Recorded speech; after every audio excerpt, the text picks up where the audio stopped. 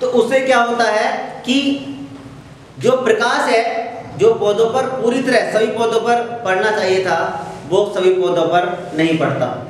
प्रकाश जो है वो सभी पौधों पर नहीं पड़ता है। ठीक है, इन चीज़ों का हमें ध्यान रखना चाहिए।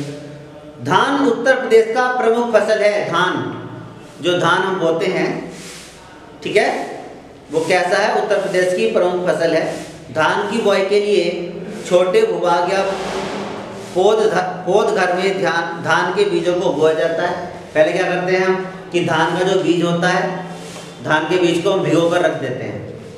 भिगोकर पहले तो एकदम भिगोते हैं, फिर बीज भिगोए उसको करते हैं, ऐसे ही रख देते हैं दबा कर, उसको चारों तरफ से कपड़ा ढक देते हैं। तो उससे क्या होता है, वो जो धान का बीज है वो उग जाता है, उसमें यानी वो अंकुरित हो जाता है। उसे हम क्या कहेंगे? वो क्या हो जाता है? वो अंकुरित हो जाता है। ठीक है, ध्यान रखेंगे। और उसके बाद जब वो बड़े हो जाते हैं पौधे जब वो बड़े हो जाते हैं या लगभग 25-30 दिन के हो जाती है जब वो पौधा, तो उसको हम खेत में रोपाई कर देते हैं। ठीक है, खेत में क्या करते हैं? उसकी रोपाई कर देते हैं। ठीक है, इस फसल को खेत में खड़े पानी की आवश्यकता होती है, यानी पानी खड़ा है। ठीक है, किसान ध्यान रखते हैं कि रोपाई के समय पौधे के मध्य उचित दूरी हो। ऐसा ना हो कि बहुत ज़्यादा पास हमने लगा दिए, पौधे जो है वो हमने बहुत पास लगा दिए हैं। बुआई के उपरांत बीज मिट्टी से पोषक तत्व प्राप्त करके वृद्धि करते हैं, वो तो हमें पता ही है। सही है, आ जाएंगे, बात करेंगे मृदा के पोषक तत्व और उर्वरक। तो मृदा के जो पोषक तत्व हैं वे क्या क्या हैं?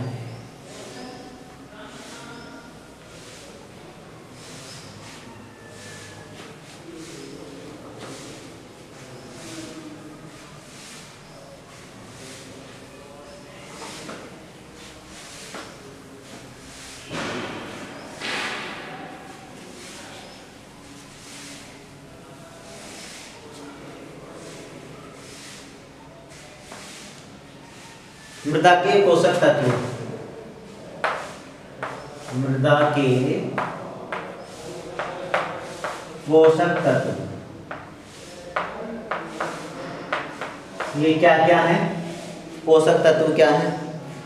पोषक तत्व यानी जो वृद्धि और विकास के लिए जल एवं खनिज लवण प्राप्त करते हैं।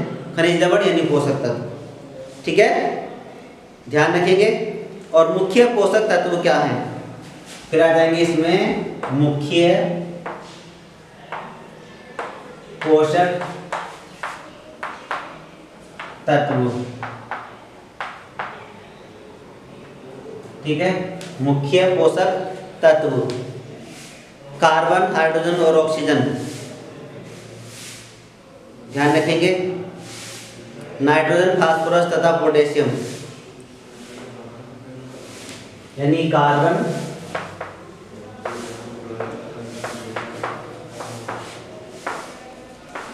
Hydrogen, carbon, hydrogen, oxygen.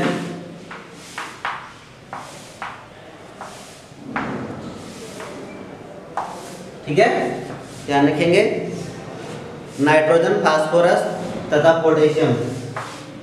Nitrogen,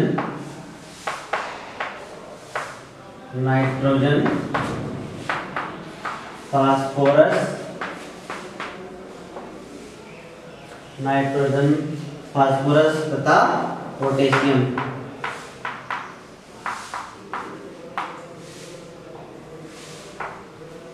ठीक, ऑक्सीजन, नाइट्रोजन, फास्फोरस, पोटेशियम, ये मुख्य पोषक तत्व हैं। ठीक है,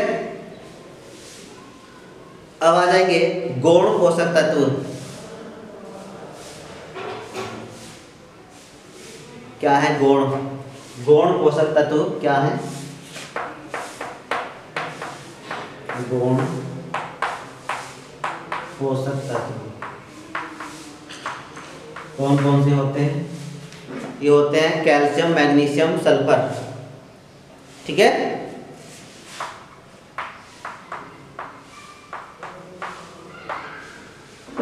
calcium, magnesium, calcium, magnesium, sulphur.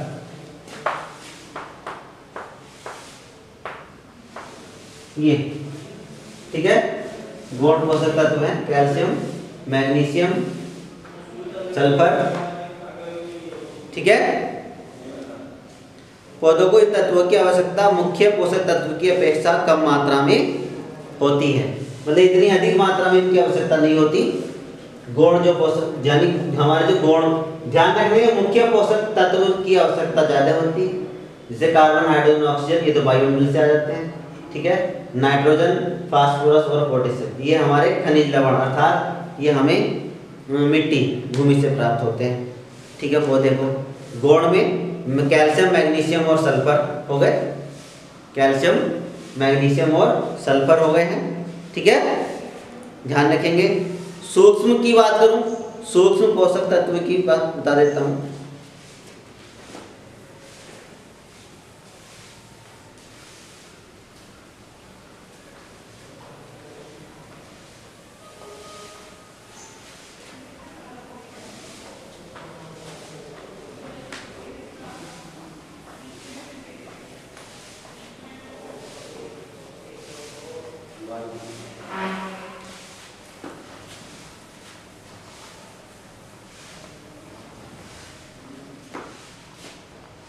सूक्ष्म पोषक तत्व